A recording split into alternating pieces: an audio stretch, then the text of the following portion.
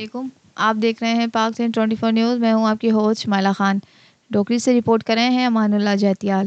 جمعیت علماء اسلام تحصیل ڈوکری کے امیر حافظ محمد عثمان جہتیال کی جانب سے ڈوکری شہر کے جویا شادی ہال میں یار غار کے عنوان سے ایک عظیم الشان پروگرام کا انعقاد کیا گیا، جس میں علماء اکرام، علامہ طارق محمود سومرو، مشہور خطیب مولانا اسد اللہ کھڑو، JUI ضلع لاڑکانہ کے سیکریٹری جنرل محمد علی کھڑو اور نعت خوان وکیل احمد عبدالستار بھگیو عبدالباسط نے خصوصی شرکت کی۔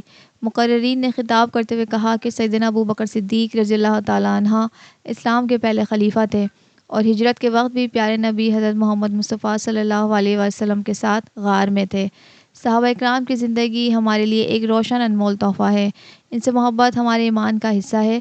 جلسے میں مولانا سیف اللہ اسد اللہ جہتیال، مولانا ثناء اللہ جہتیال، علی اکبر میمن، نعمت اللہ حلیو، عبدالغفار نوناری، حاجی الطاف جویو، محمد ہارون حلیو، محمد عثمان چانڈیو، بلاول حلیو، عبدالحفیظ جہتیال، فدا حسین جہتیال، وسیم ابڑو اور تحصیل ڈوکری کے لوگوں نے بڑی تعداد میں شرکت کی۔